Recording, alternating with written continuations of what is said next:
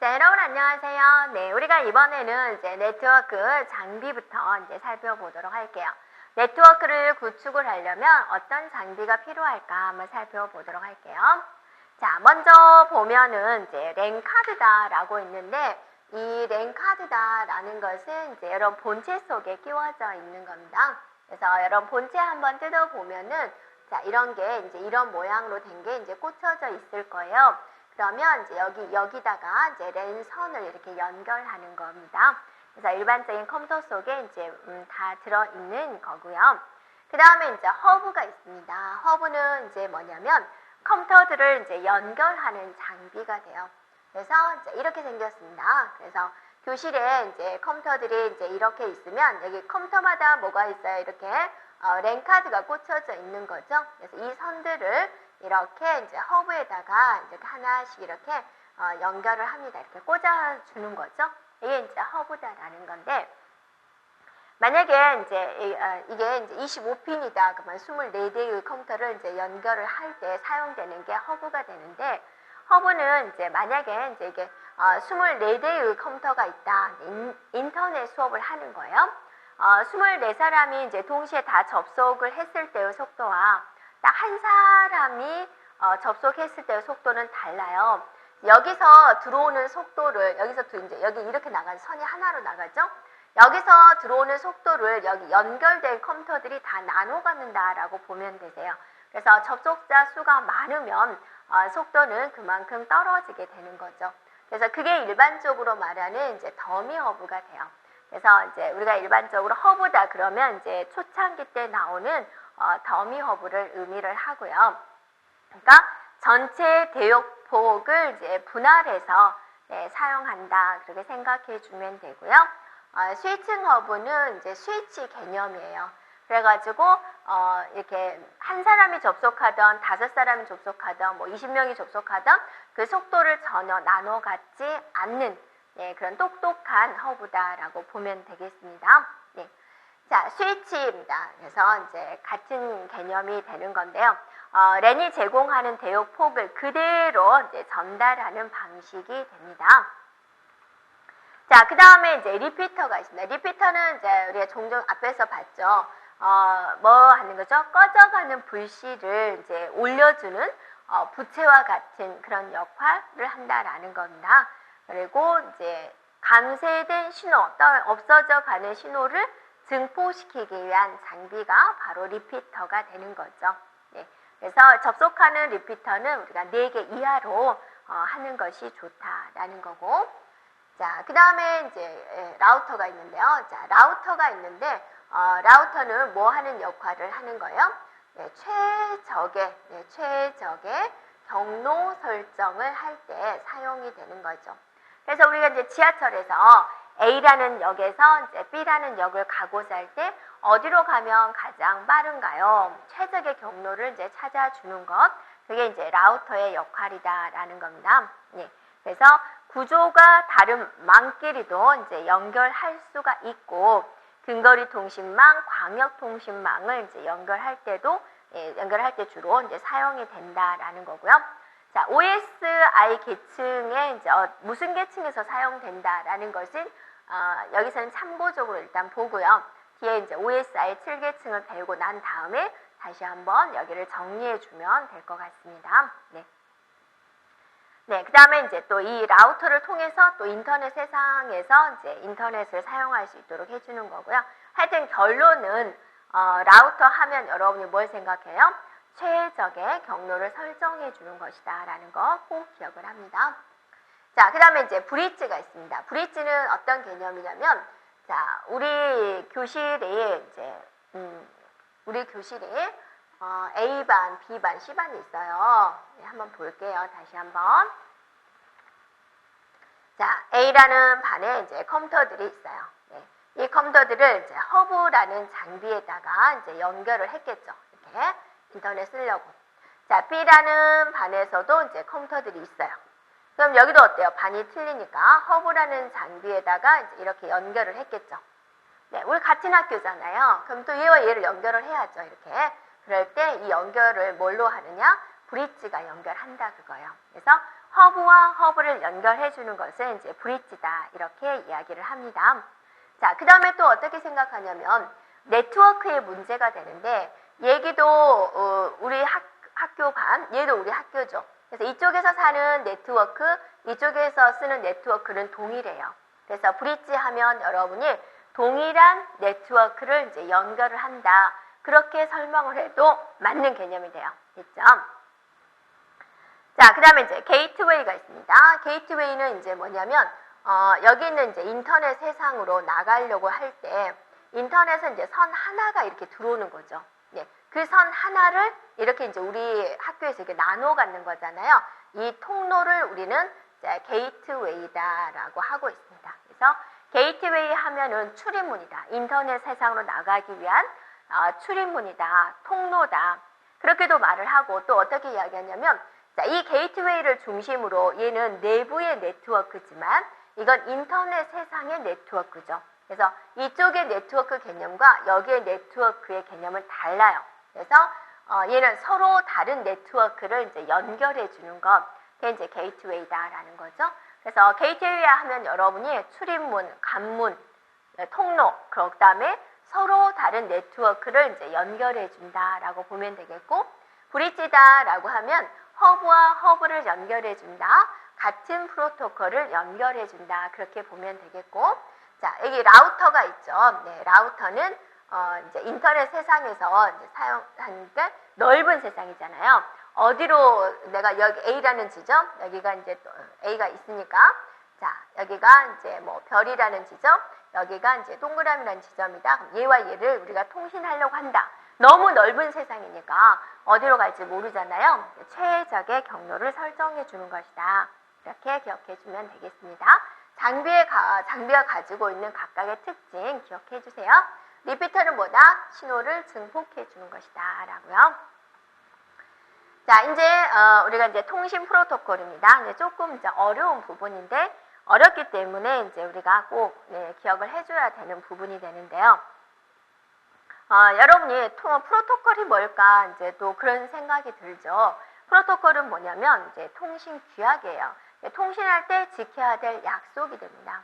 우리 생활에서도 지켜야 될 매너라는 게 있죠.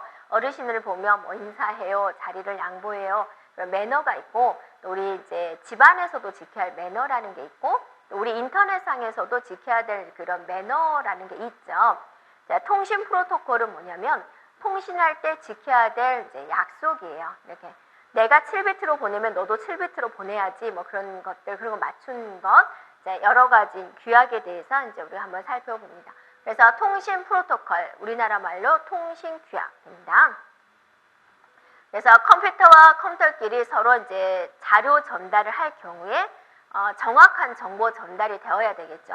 그걸 하기 위한 규칙이다. 한마디로 규칙이다라고 보면 되세요. 네, 그래서 우리 인간들 사이의 대화도 나는 한국말로 하는데 저쪽에서는 영어로 하는 거예요. 그러면 이제 서로 의사소통이 원활하지 않겠죠. 네, 컴퓨터도 마찬가지로 그런 프로토콜이 같은 것끼리 통신이 가능하다라는 그런 개념이 되겠습니다. 자, 통신 프로토콜에 대한 개념을 다시 한번 이제 살펴보면은 이제 맞춰야 되는 거예요. 상대방하고 통신을 하기 위해서는 여러 가지를 이제 맞춰야 됩니다. 그래서 통신 데이터 형식, 오류 검출, 또 오류가 났을 때 어떻게 수정할 것인지, 전송 속도는 어떻게 할 것인지, 이런 것들을 이제 서로 이제 맞추는 그런 통신 규약이다라고 봅니다. 그럼 통신 프로토콜은 이제 우리가 어떻게 해서 생겨나게 됐을까라는 건데, 이제 아주 오래 전에는 이제 BSC다, SDLC다, 이제 이걸 이제 많이 썼다라는 겁니다. 이렇게요. 네, 그리고 그러다가 이제 하나로 통합을 하자라고 이제 권고가 내려왔던 거죠. 그래서 국제 표준화 기구인 ISO라는 이제 기구가 있습니다. 거기서 이제 우리 서로 통합된 OSI 참조 모델을 쓰자라고 해서 OSI 참조 모델이 나온 거고요. 네, 그 다음에 이제 우리가 또 인터넷의 발달로 이제 인터넷에서는 TCP/IP를 많이 사용을 하고 있죠. 네, 현재 SDLC에서 이제 조금 더 개발해서 발전시킨 게 HDLC라는 이제 프로토콜을 만들었고요. 이 HDLC를 더 발전시켜 가지고 또 이런 프로토콜을 이제 이렇게 개발을 했습니다. 자, 그러면 이제 통신 규약이라고 그랬죠. 통신에 관련된 뭐 법전을 만든다, 법률을 만든다라고 생각을 해보세요. 통신 프로토콜을 만들 때 반드시 세 가지는 들어가게 만들어라. 뭐냐? 구문, 의미, 타이밍 세 가지는 이제 들어가게 만들어라라는 거예요. 구문이 뭐지? 신텍스, 문법입니다. 그러니까 전송하고자 하는 데이터에 대한 형식, 부호와 신호 레벨 이런 여러 가지 사항을 규정을 하는 거다라는 거고요. 자, 의미입니다. 의미는 이제 뭐냐면 오류 제어, 동기 제어, 흐름 제어 이런 제어 절차에 대한 이제 사항을 이제 규정을 하는 것이다라는 것이고요. 자, 타이밍입니다. 타이밍은 이제 시간에 관련된 거죠. 시간이 들어가는 것들, 통신 속도, 그다음에 순서 이런 사항들을 이제 규정을 하는 부분이 되겠습니다. 자, 여기서 우리는 이 종류 세 가지는 반드시 기억을 해주고요. 그 부수적인 설명은 여러분 이해를 돕기 위해서 써놓은 부분이 되겠습니다. 네, 통신 프로토콜의 기본 요소 이제 세 가지 기억합니다. 자, 그러면 우리가 이제 프로토콜에 대한 기능, 통신 프로토콜에 대한 기능을 한번 살펴볼 건데요. 많아요, 기능이. 네. 그래서 이런 많은 이제 기능들을 이제 하고 있다라는 겁니다. 이렇게요. 네. 많죠. 네. 그래서 이거를 뭐 굳이 애울 필요는 없고요. 이제 살펴보면 되세요. 그래서 정보에 대한 분할 조립입니다. 이거는 뭐냐면 내가 상대방한테 이제 메일을 보내요. 이게 좀 정보통신이 좀 눈에 안 보이는 부분이어서 여러분이 좀 체감하기 좀 어려울 수가 있는데 내가 장문의 이메일을 상대방한테 보내요. 한국말로 보내잖아요. 근데 컴퓨터 내부에서 이게 다 뭘로 돼야 돼요? 이진수로 돼야 돼요. 근데 그 많은 걸 이진수로 바뀌어진 걸 우리가 못 봤잖아요. 바뀌어진 거 보면은 참 문장이 길어요. 근데 그걸 한꺼번에 보내지 않고 쪼개서 보내는 거예요. 컴퓨터 내부에서는. 그러니까 쪼갰을 때 그걸 분할하는 거죠. 그러면 상대방이 받았을 때 이걸 어떻게 받아야 돼요? 다 이제 붙여야죠. 그게 조립이라고 보면 되세요. 그래서 분할과 조립을 하는 거고 정보에 대한 캡슐화입니다. 이게 박스에 싸서 보내듯이 다른 사람이 보면 안 되잖아요. 암호하고는 이제 다른 개념입니다. 캡슐화에 대한 개념. 그다음에 연결, 제어. 제어는 이제 관리하는 거죠. 네, 그러니까 A와 B를 잘 연결하기 위해서 뭔가를 한다.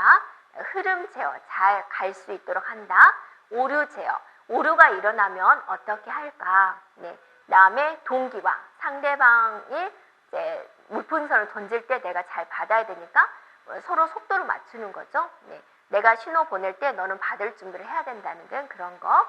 그다음에 순서 지정, 우리가 이제 나눠서 보낸다라고 그랬죠. 그랬을 때 겉에다가 이제 번호를 붙여요. 1번, 2번, 3번. 네, 그런 거. 그 다음에 주소 지정. 네, 상대방에 대한 받을 사람 주소. 그 다음에 이제 다중화. 자, 이런 여러 가지 방식이 있다라는 거죠. 그래서 보면은 이제 많죠. 네. 그리고 이제 이런 거 하다가 이제 프로토콜을 이제 계층화를 하자라는 겁니다. OSI 7계층은 7단계로 계층화를 시켰거든요. 그래서 프로토콜을 이제 나눠서 처리를 하고 그 단계별로 하는 역할을 이렇게 정해 놓자라는 겁니다. 그래서 이제 얘가 하는 역할, 얘가 하는 역할, 얘가 하는 역할 이제 이렇게 나눠 놓고 1계층, 2계층, 3계층 이렇게 나눴어요. 그래서 각 계층별로 하는 역할을 다 주고 서로 계층 간에는 어떠세요? 서로 오고 가는 게 별로 없어야지 좋은 거예요. 단독으로 그냥 처리했으면 좋겠고 자꾸만 다른 계층에 가서 도움을 받으려고 하면은 이걸 우리가 나눈 의미가 없어지는 거잖아요. 네, 그런 개념이라고 보면 되세요. 그래서 다른 계층에 영향을 주지 않아야 되는 것이고요. 7개의 계층으로 나눈 걸 OSI 7계층이다라고 하고요. 계층별로 서로 영향을 주지 않으면서 독립적으로 이제 정의가 됩니다. 자, 프로토콜의 전송 방식 이것저것 이제 용어가 지금 조금씩 나오고 있습니다. 이제 우리가 이제 배운 것도 있고 앞으로 배워야 될 것들도 있고요. 문자 전송 방식, 바이트 전송 방식, 비트 방식 이런 식으로 이제 나누어지게 됩니다. 그래서 이제 문자 전송 방식은 이제 대표적인 프로토콜이 이제 BSC 프로토콜이 있고요. 자, 바이트 방식이다라는 겁니다. 바이트 방식 형태로 전송하는 방식은 이제 대표적으로 얘가 있고, 그다음 비트 단위로 보내는 게 HDLC, SDLC, 랩 이런 식으로 이제 나눠져 있습니다. 네. 그래서 여기서는 이제 우리가 비트 방식이 이제 좀 출제가 되고 있는데, 비트 방식은 이제 프레임, 내가 보내는 이제 전송하는 그 단위를 프레임이라 그러고요. 그 프레임의 시작과 끝을 나타내는 게 깃발로서 나타내요. 그 깃발을 이름을 우리는 플래그다라고 합니다. 그래서 플래그라는 것을 삽입해가지고 프레임의 시작과 끝을 표현하는 그런 방식에 이제 이러한 것이 있다라는 겁니다. 자, 그러면 우리가 이제 계층화하자. 그게 OSI 참조 모델이라고 그랬죠. OSI 참조 모델은 이제 이런 거죠. A라는 회사에서 네트워크를 구축을 잘 했어요. 그 구축된 방식을 B라는 회사에다가 이제 했어요. 그랬더니 B라는 회사에서는 안 되는 거예요. 네, 그럼 고유의 그 회사별로 네트워크 구축 방식이 있었던 거예요. 그러면 우리나라의 회사는 얼마예요? 많죠. 우리 회사도 다 다르고 전 세계적으로 또 엄청나게 많겠죠. 그래서 이제 국제 표준화 기구인 ISO라는 조직이 이제 나섰습니다. 우리 이제 통일시키자라고 해서 OSI 7계층이라는 이제 표준화를 만들었다라는 거예요.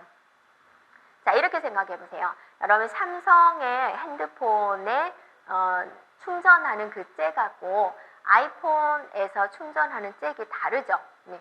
그래서 충전하려고 갔는데 그 안드로이드 폰만 이렇게 있어가지고 아이폰 가진 사람은 충전을 못하는 그런 경우도 있잖아요. 우리가 생각할 때는 두 회사가 좀 표준화를 만들어서 잭을 똑같이 만들면 좋지 않을까 그런 생각이 들죠. 네. 그것처럼 우리가 이제 표준화를 만들자 그런 움직임 속에 OSI 7계층이라는 게 만들어서 이걸로 이제 구축을 해주면 모든 데서 다 사용할 수 있는 네트워크 형태가 된다라는 거예요. 그래서 OSI 7계층을 빼놓고 우리가 데이터 통신을 말할 수는 없어요. 그만큼 OSI 7계층은 정말 중요하고요. 데이터 통신 쪽에서는 항상 시험 문제 거의 나온다라고 생각해 주면 되겠습니다. 그리고 이제 다른 자격증 시험에서도 이제 OSI 7계층은 꼭 나오는 문제가 됩니다. 네. 자, 그래서 OSI 7계층은 이제 이런 식으로 나누었어요. 그래서 1부터 1, 2, 3, 4, 5, 6, 7, 7개의 계층으로 나누었고요.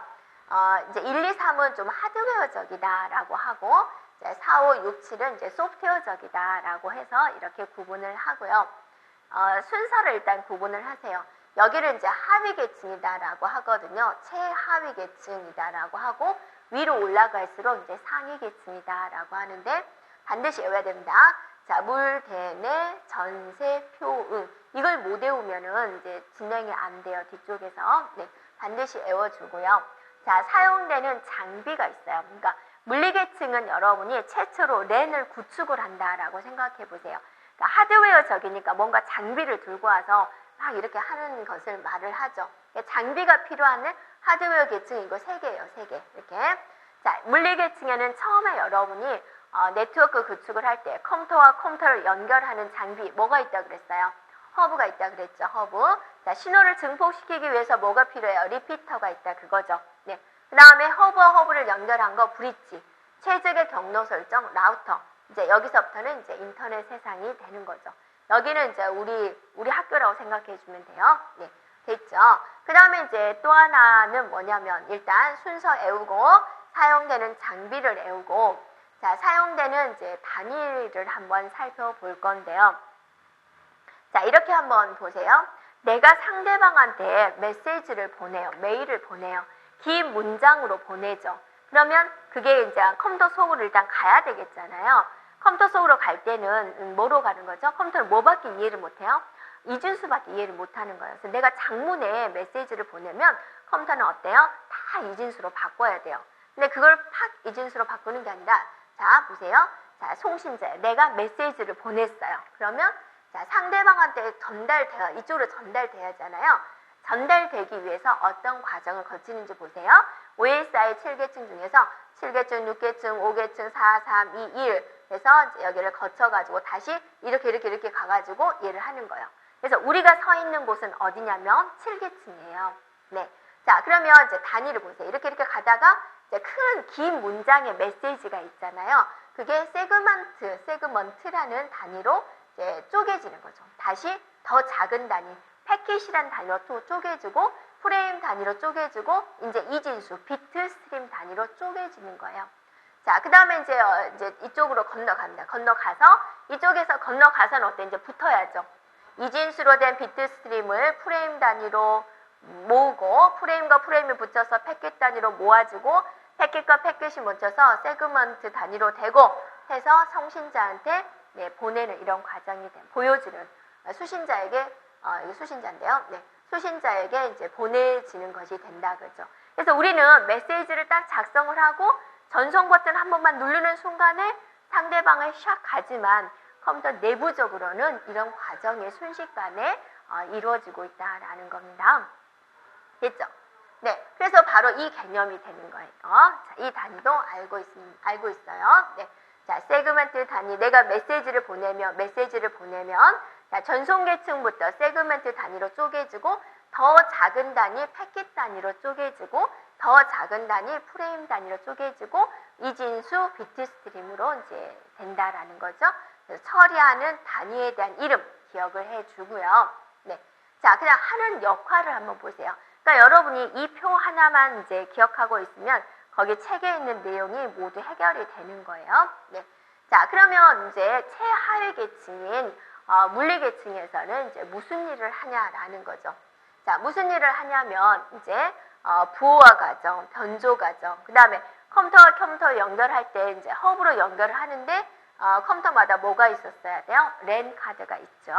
그래서 랜을 구축하는 단계 가장 기본적으로 네트워크가 구축되기 위해서 가장 기본적으로 하는 게 뭐예요? 랜을 구축하는 거죠. 랜 구축하는 게 무슨 계층이에요? 바로 이제 물리 계층이죠. 네. 자, 그러면 이제 반별로 다 네트워크가 구축이 됐으면 반과 반 사이를 연결해야 되겠죠. 뭐로써요? 뭐 가지고 연결하죠? 네, 브릿지 가지고 연결해요. 그래서 이제 통신할 수 있어요. 신뢰성 있는 전송을 해요. 네. 근데 이거는 아직 인터넷 구축은 안 됐어요. 그죠? 예, 우리 학교 정도의 이제 네트워크가 구축이 됐어요. 그런데 통신을 할 수가 있죠. 연결이 됐으니까 1반과 2반 통신할 수 있죠. 이런 식으로. 네, 그래서 인접 노드라고 이야기를 해요. 이렇게. 그래서 신뢰성 있는 전송이다. 그런데 인접 노드는 바로 옆에 우리끼리 하는 거예요. 내부끼리. 자, 기억을 해주고요. 신뢰성 있는 전송을 하려면 어때요? 여러 가지 제어, 관리가 들어가줘야 돼요. 그래서 오류가 있으면 어떻게 처리를 할까? 네, 그 다음에 한꺼번에 너무 많이 밀리지 않도록 흐름 제어, 그 다음에 이제 통신할 수 있도록 이제 동기화 맞추는 거, 이런 것들이 이제 데이터 링크 계층에서 들어온다라는 거죠. 네. 자, 이제 인터넷 세상으로 나갑니다. 이제 최단 경로 설정, 오류 제어, 흐름 제어 들어가고요. 이제 이런 거죠. 인터넷 세상이 있는데, 자, 여기가 이 선 하나가 우리 학교로 들어와서 이렇게 이제 막 하는 거죠. 그래서 여기서 이제 전송이 잘 됐어요. 이렇게. 그래서 얘를 뭐라 그러냐? 종단이라고 합니다. 종단. 그럼 여기도 또 종단이 있겠죠. 네. 그래서 이 종단과 종단 사이에 이제 통신이 이루어지는 거죠. 종단 간의 신뢰성 있는 전송이다. 신뢰성 있는 전송이 지금 두 군데에 나오잖아요. 전송 계층과 데이터 링크 계층에 나오죠. 그래서 종단 간의 신뢰성 있는 전송 계층, 인접 노드 간의 신뢰성 있는 전송은 데이터 링크 계층, 이렇게 기억을 해주면 되겠습니다. 자, 신뢰성 있는 전송을 하니까 자, 여러 가지 이제 제어 방식이 들어가게 되고요. 그 다음에 이제 세션 계층에서는 논리적인 연결 접속이다라는 건데, 이제 소프트웨어적으로 이제 하는 거죠. 소프트웨어적인 연결이다라는 거고, 자, 그 다음에 이제 표현 계층에서는 이제 암호화, 메시지가 갈 때 암호화 시켜서 가죠. 암호화, 압축, 데이터 재구성, 코드 변환, 이런 것들이 표현 계층에서 이루어지는 거고요. 응용 계층은 이제 사용자가 보이는 거예요. 사용자. 그래서 이메일 서비스, 우리가 이제 누리는 서비스들을 이제 여기서 말을 하고 있습니다. 이렇게. 응용 계층에서 하는 거. 자, 그래서 각 계층에서 이제 하는 역할까지 우리가 기억을 해주면 돼요. 그래서 이 표에 있는 거 모두 다 중요한 부분이 됩니다. 자, 그러면 이제 우리가 이건 여러분이 이해를 시키기 위해서 이제 이렇게 했던 거고요. 자, 그 다음에 이제 하나씩 우리가 살펴보도록 할게요. 먼저 최하위 계층이 뭐라고 그랬죠? 자, 물리계층이다 라고 그랬죠. 자, 물리계층은 이제 회선 연결을 하는 거예요. 회선 연결, 기계적, 전기적, 기능적, 절차적 특성을 정의하는 하드웨어적인 연결에 대한 상황이다라는 게 바로 뭐다? 물리계층이다라는 거죠. 네. 그리고 이제 처리하는 단위가 뭐였죠? 네, 비트 스트림이었죠. 비트 스트림은 이제 이진수가 되는 거죠. 네. 그래서 여기서 사용하는 프로토콜이 있습니다. RS232C, 그다음에 V24, X21 이런 것들이 있는데요. RS232C다라는 것은 이제 뭐냐면 이제 통신을 하는 거잖아요. 구축을 해서 통신을 하는 건데 여러분이 이제 과거에 이제 이런 거 봤을 거예요. 구멍이 뽕뽕뽕 뚫어지고 컴퓨터에도 있는 거죠. 그래서 이런 케이블을 이렇게 생긴 거 있죠. 이런 케이블을 이제 컴퓨터 쪽에 꼽는 거죠. 프린터, 옛날 프린터 같은 거 연결할 때 이런 걸로 연결을 했어요. 그래서 이 구멍의 개수를 가지고 9핀이다. 그다음에 이제 뭐 12핀이다, 15핀이다, 25핀이다. 이제 그렇게 이야기를 하죠. 이런 게 이제 RS232C. 그다음에 이제 V 시리즈, X 시리즈가 있습니다. 그래서 V 시리즈는 이제 아날로그 통신 간의 접속 규정에 대한 거고요. X 시리즈는 디지털 접속 규정에 대한 내용을 담고 있습니다. 근데 이제 각 계층에 이제 어떤 프로토콜을 사용하고 있는지 그것도 이제 기억을 해주면 되겠습니다. 그래서 OSI 7계층은 하나도 버릴 게 없어요. 다 우리가 이제 흡수를 해야 되는 부분입니다. 네, 그 다음에 이제 물리계층, 그 다음 뭐죠? 물대내 전세표응 해가지고, 그 다음에는 데이터 링크 계층이 있죠. 자, 데이터 링크 계층은 어때요? 네, 어떤 역할을 하는 거였어요? 인접 노드 간에 신뢰성 있는 이제 전송을 하는 거였고요. 여기서 이제 사용되는 프로토콜, HDLC. 자, 대표적으로 HDLC는 꼭 기억을 해주고요.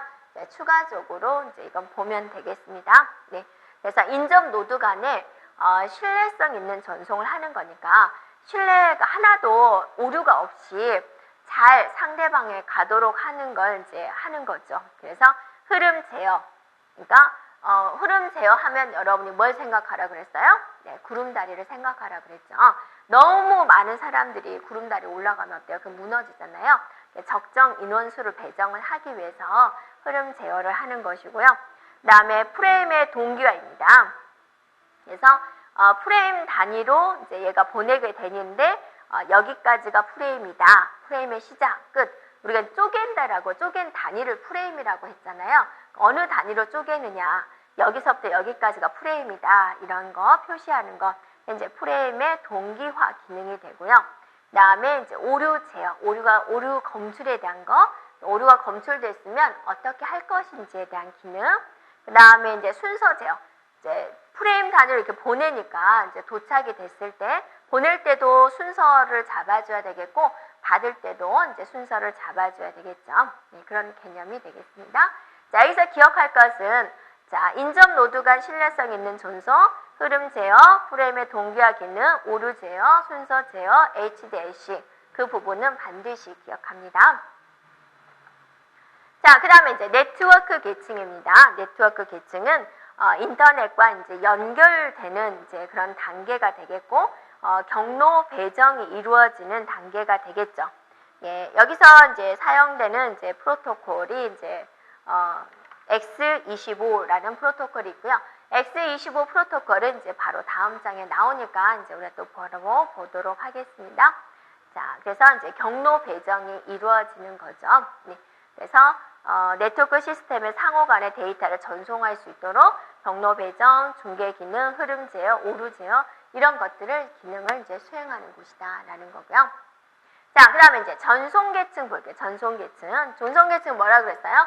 종단 간의 인터넷 세상이고 이제 종단과 종단 사이에 신뢰성 있는 이제 전송을 하기 위한 구역입니다. 신뢰성 있는 전송을 해야 되니까 오류 제어, 흐름 제어, 예, 신뢰성 있는 전송을 하기 위해서 투명한 데이터 전송이 이루어진다라는 거고, 여기는 인터넷 세상이라고 그랬잖아요. 인터넷에서 사용되는 프로토콜 TCP가 바로 여기 계층에 해당이 됩니다. 그래서 TCP, UDP입니다. 자, 이런 것들은 또 뒤에 다 나오기 때문에 이제 걱정하지 말고요. 뒷부분을 한번 살펴보고 다시 넘어오면 그때는 이제 이거구나라고 알 수 있을 거예요. 자, 그래서 주로 시험 문제는 전송 계층까지 아주 자세히 물어보는 그런 게 되고요. 자, 세션 계층 하면 이제 뭐냐면 이제 논리적인 연결을 이제 제공을 한다라는 겁니다. 소프트웨어적으로 논리적이다 그러면 우리가 소프트웨어적으로 이제 보면 되겠죠. 그래서 이제 정보의 일정한 부분에 이제 체크점을 두게 되고요. 그 체크 동기점을 오류가 있는 데이터 회복을 위해서 이제 사용된다라는 겁니다. 네.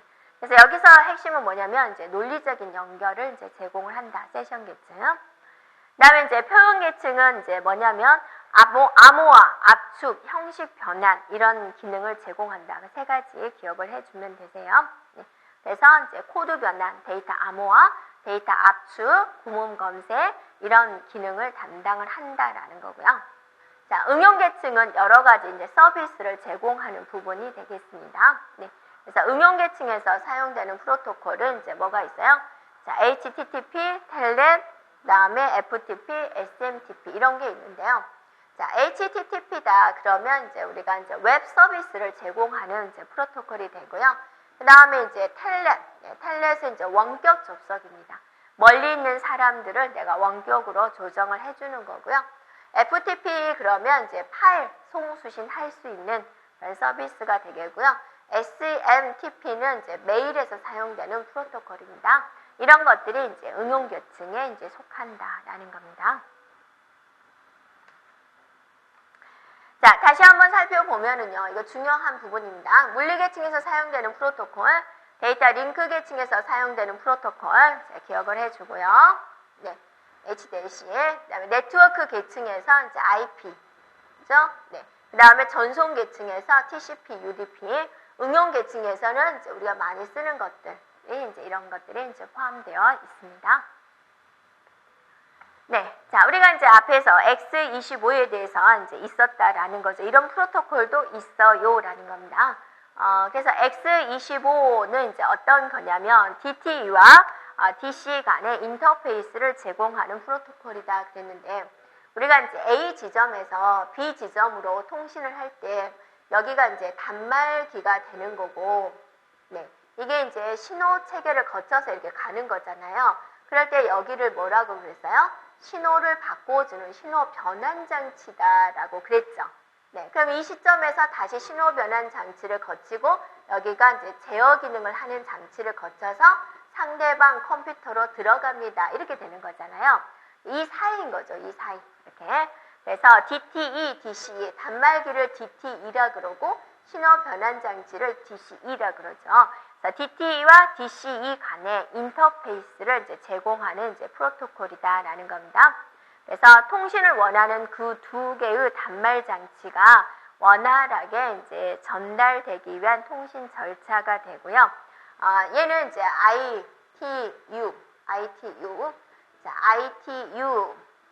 ITU-T에서 제정한 국제 프로토콜입니다. 국제 표준화 프로토콜이고요.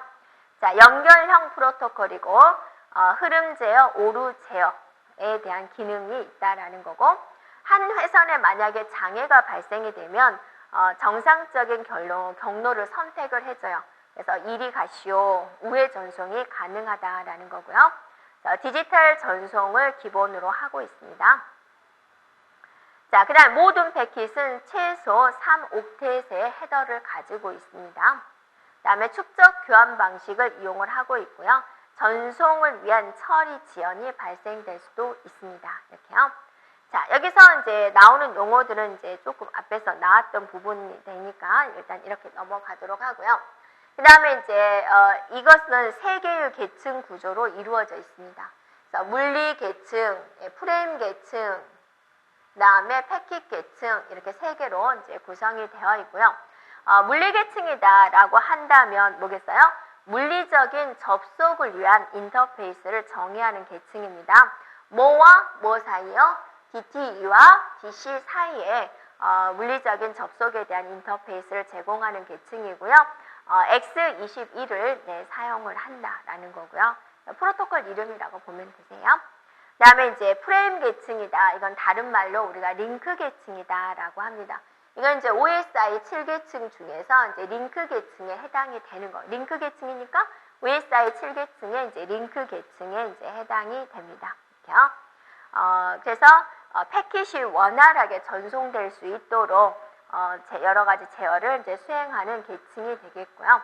전송 제어를 위해서 HDLC 프로토콜의 변형인 LAPB라는 프로토콜을 이제 사용을 합니다. 다중화, 순서 제어, 오류 제어, 흐름 제어 이런 기능들을 이제 수행하는 것이고요. 자, 패킷 계층입니다. 패킷 계층은 이제 OSI 7계층 중에서 OSI 7계층 중에서 무슨 계층이냐면 이제 네트워크, 네트워크 이제 계층에 해당이 되는 겁니다. 그래서 패킷이 수행되는 절차를 보면 얘는 호라고 그래요. 갈 길이를 호라고 생각하면 되세요. 호를 설정을 하고 이제 전송을 하게 되는 거죠. 전송이 끝났으면 어때요? 갈 길을 이제 해제를 하는 거죠.